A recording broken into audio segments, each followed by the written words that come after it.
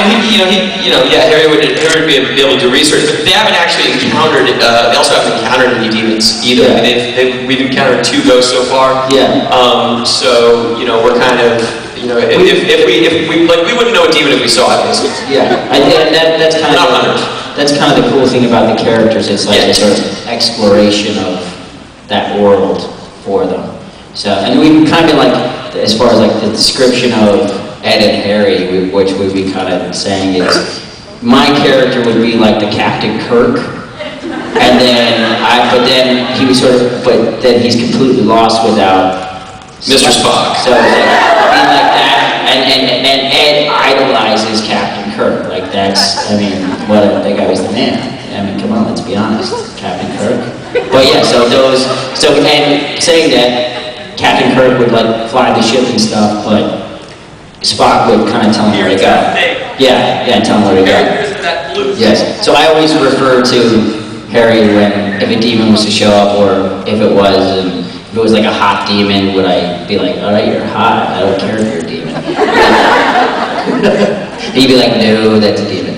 So, any other questions? You in the front, then behind the other 2 ladies there, right there. The comic book that features you guys came out this week. What do you think? Awesome. That was so. Yeah, when we were told that we were going to be in the comic book, we saw the script probably about a month before we saw the drawings and stuff, and we were dying. We were dying laughing. I was like, no way, they're like, yeah, you're going to be in the comic book. I've always wanted to be in a comic book. Yeah, I think pretty much everyone kind of wants to be in the comic. I grew up reading comic books, and just being in it, and like having your likeness put into a comic book is just amazing. And we're ripped. We have so many muscles. Wow, it's so great. I'm like the beach is that way. I just don't have muscles. And in the comic book, I was like, oh my god, I'm like ripped and strong, and have axes and smash things. Huge guns. I'm really tough. Any other questions? Yeah, you? Yeah. Thank you guys for coming. Thank you for coming. My question is, you guys are here because we're all fans. And I was just wondering who you guys had a fanboy moment with. Fanboy moment? I know, I can say it right away. When we did Comic-Con, we had a chance to go to the Sci-Fi Channel party there, and like the entire cast from Battlestar Galactica showed up, and I was just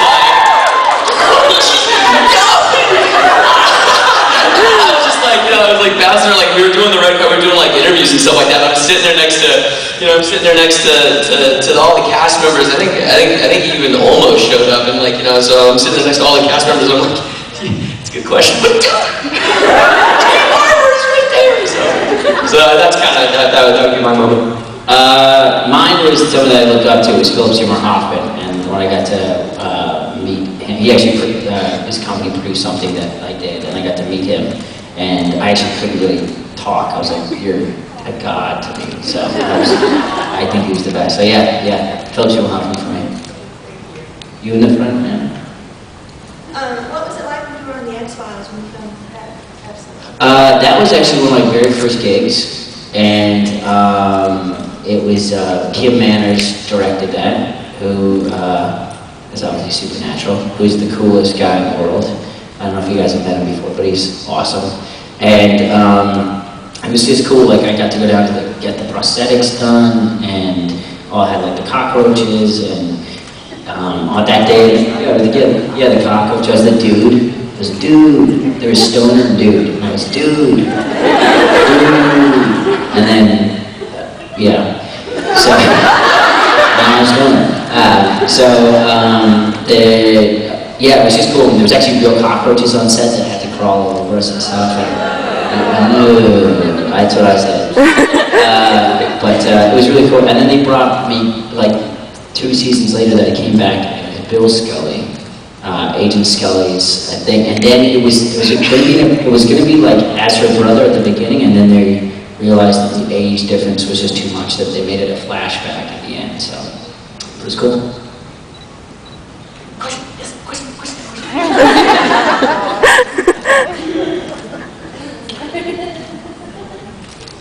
The friendly dynamic that the two of you have being on stage is hysterical.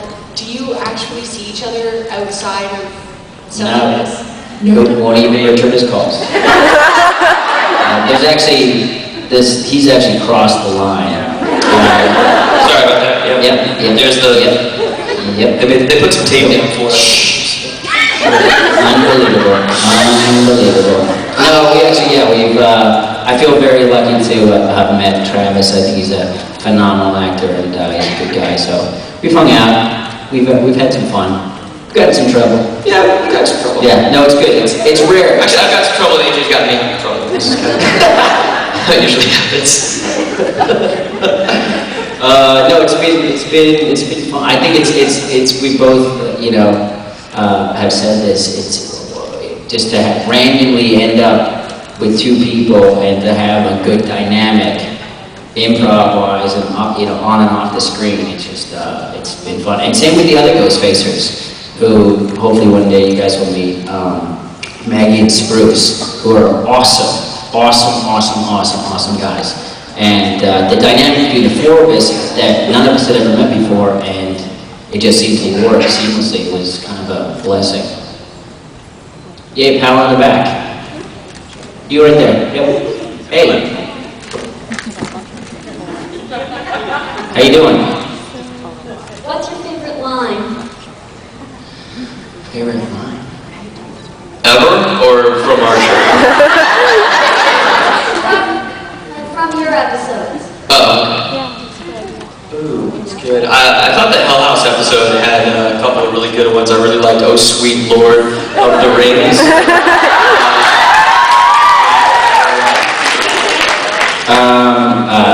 My one was Chisel Chest. That was kind of funny because Jared, that was an improv thing, and you can ask Jared about that tomorrow. He actually fell over, like literally fell over, and when Jared laughs, he's like, he's giant like that.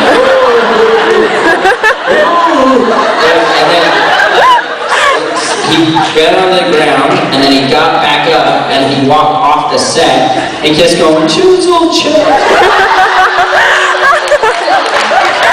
And we're shut down for like 2, and then he's a funny guy because once he starts laughing in a scene, it's forget about it. It's like, and Jensen will be like looking at him, and he'll just be like, or you'll be doing a scene, all of a sudden, if it's on your close, people like stabbing you with something, you'll be like, kind of like stay close. Those guys just like continue to like the set is so much fun with those guys, and so yeah, that would be my favorite one. Yeah, that's a good one too. Go be gay for that poor dead one.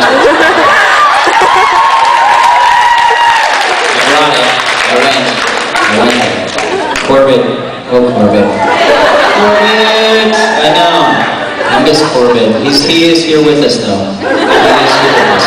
If you ever get the smell of French vanilla, it's a Corbett fart. He's a ghost, but he's got some flashing stone, so it's a Corbett fart.